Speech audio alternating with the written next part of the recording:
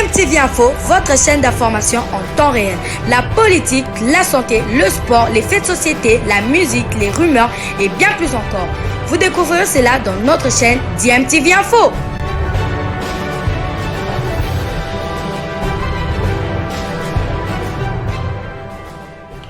Vous êtes sur DMTV, bonjour ou bonsoir, tout dépend de l'heure à laquelle vous nous suivez. Tout plaisir est pour nous de vous retrouver, mais surtout de savoir que vous êtes nombreux en train de suivre votre chaîne YouTube DMTV. DMTV qui vous propose l'actualité, vous propose également des analyses et des réflexions sur des sujets d'actualité, sur des faits sociaux, tout simplement sur des réalités que nous observons ici chez nous en République démocratique du Congo.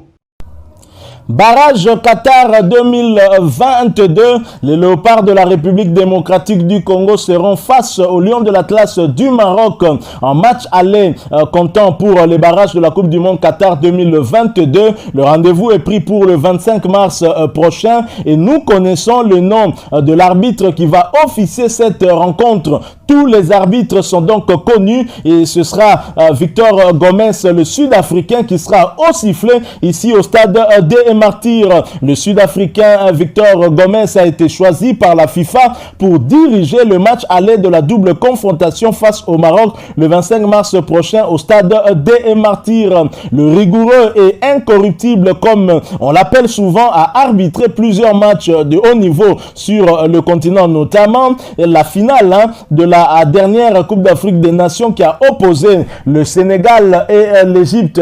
Une finale sous tension où le Sénégal a pris le dessus pour la première fois de son histoire grâce au tir au but, et le fait qui avait marqué en tout cas cette rencontre, ce sera certainement cette altercation entre la star de Liverpool et des pharaons d'Égypte, Mohamed Salah, où l'on voyait d'ailleurs l'arbitre sud-africain se proposer de remettre son sifflet à Mohamed Salah pour que lui-même puisse arbitrer cette rencontre. Une image qui a fait le tour du monde, le tour de tous les médias, surtout dans les réseaux sociaux. C'est un arbitre donc qui est très très compliqué, un arbitre difficile. J'espère qu'il nous portera bonheur. En tout cas, il ne nous a pas porté bonheur souvent, mais nous espérons que pour ce match, il restera en tout cas au milieu du village.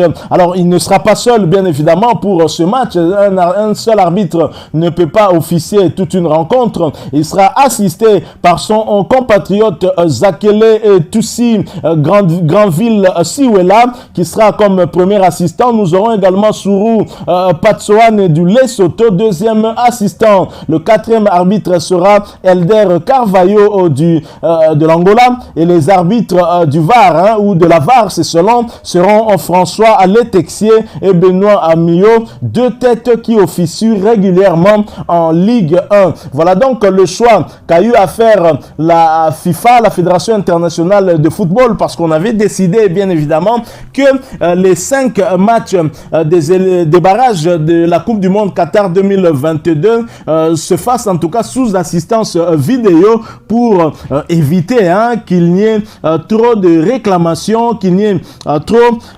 d'équipes qui se plaignent pour telle ou telle autre action. Je pense que c'est une très très bonne chose. En même temps, ce sera une première expérience de l'assistance vidéo ici au stade des Martyrs. Et chez les Maghrébins, notamment au Maroc, on utilise déjà cette technologie, mais chez nous, on n'en a pas encore. Je pense que ce sera l'occasion peut-être pour donner des idées aussi à notre fédération, mais surtout au ministère des Sports. Par là, je vois le gouvernement à pouvoir envisager, penser déjà à pouvoir introduire cette technologie ici en République démocratique du Congo. Pourquoi devons-nous toujours être en marge, très en retard, et venir utiliser de telles technologies bien après? Je crois que ça va aider à éviter beaucoup de problèmes, parce qu'il faut se dire que beaucoup de violences dans des stades ici chez nous en République démocratique du Congo ont eu lieu également aussi à cause principalement de la contestation des décisions de l'arbitre, et ça ne sera que justice. Je pense que si demain nous envisageons très sérieusement à pouvoir utiliser aussi cette technologie là, ce sera bien. En tous les cas,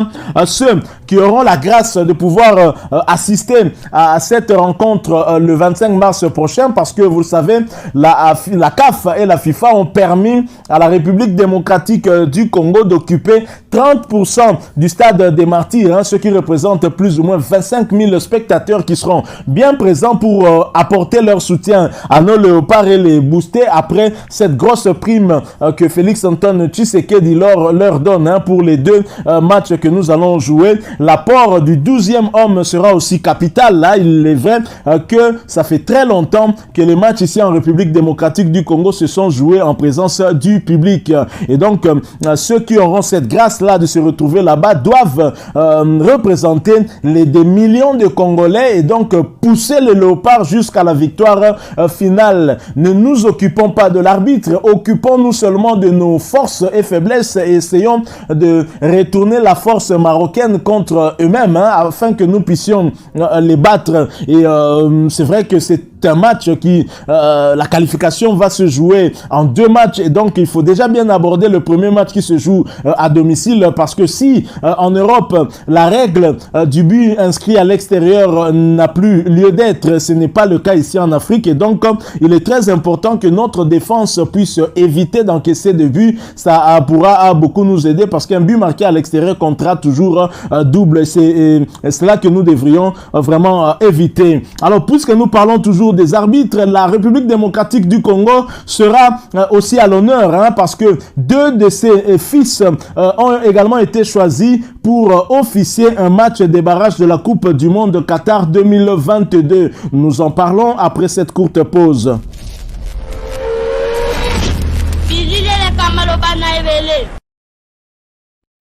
Deux arbitres congolais choisis pour officier un match des barrages de la Coupe du Monde Qatar 2022. Pas difficile à deviner. Il s'agit de l'incontournable Jean-Jacques Ndala qui sera au sifflet du choc Égypte-Sénégal. Après avoir loupé la finale de la dernière édition de la Coupe d'Afrique des Nations, Jean-Jacques Ndala retrouve les 2 sélections dans un tout autre registre. L'arbitre congolais est désigné par la Fédération internationale de football pour diriger le match aller des barrages de la Coupe du Monde entre l'Égypte et le Sénégal. Un match aux allures de revanche, car les 2 équipes se sont affrontées en finale de la Coupe d'Afrique des Nations au Cameroun, et le Sénégal a pris le dessus au terme d'un match compliqué qui est allé jusqu'aux prolongations et même jusqu'à la séance des tirs au but. Et le gardien égyptien qui avait pensé faire le plus dur, mais c'était sans compter aussi sur Mendy, le portier sénégalais, qui n'avait pas sorti beaucoup de ballons mais qui a pu arrêter le dernier penalty égyptien, et qui a donc permis à son équipe pour la première fois dans leur histoire d'arracher ce sacre. Qui de l'Égypte ou de Sénégal va remporter cette double confrontation et va représenter l'Afrique à la Coupe du Monde Qatar 2022? Wait and see, mais un premier témoin ce sera Jean-Jacques Ndala, un deuxième témoin ce sera Safari, non l'autre compatriote de Jean-Jacques Ndala. C'est ça, le compatriote congolais qui va donc accompagner Jean-Jacques Ndala, c'est bien Olivier Safari pour ces retrouvailles entre Pharaon et Lion de la Teranga, match prévu également le 25 mars 2022 au stade international du Caire. Voilà donc des arbitres qui sont des modèles et qui doivent inspirer ceux qui sont en train d'officier ici en République démocratique du Congo. L'arbitrage l'arbitrage ici en RDC laisse à désirer. C'est vraiment exécrable, certaines décisions prises par ces arbitres-là, qui sont d'ailleurs à la base de beaucoup d'incidents dans nos stades. Et je pense que petit à petit, le niveau de nos arbitres peut commencer à s'élever, avec ces 2 arbitres qui font exception. Il y en a d'autres certainement qui suivent leur pas, et je pense que dans les années à venir, on aura vraiment plusieurs arbitres qui deviendront internationaux. C'est vrai qu'il y a aussi la responsabilité de la Fédération congolaise de football association, la responsabilité des instances qui gèrent le football, notamment seulement les ligues dans les différentes provinces, mais surtout l'INAFOOT aussi, qui a une responsabilité de bien rémunérer ces arbitres-là. C'est vrai que notre football souffre d'un problème de manque de sponsors, mais nous devons trouver des mécanismes pour permettre à ce que ces arbitres-là soient quand même à l'abri de la tentation, afin qu'ils puissent faire leur travail dans des bien meilleures conditions que les conditions actuelles. C'est vrai que malgré ces difficultés, nous avons eu quand même ceux qui sont sortis du lot, notamment Jean-Jacques Ndala et l'autre Olivier Safari, et qui font aujourd'hui l'honneur de la République démocratique du Congo. Franchement, je suis fier d'eux. Et lorsqu'on les voit prester notamment, il n'y a rien à redire. On sent de l'impartialité et c'est une très très bonne chose. De la rigueur, bien évidemment. Voilà donc ce que nous avons voulu partager avec vous. Le 25 mars se rapproche et l'arbitre qui va officier ce match-là est désigné. Il s'agit bien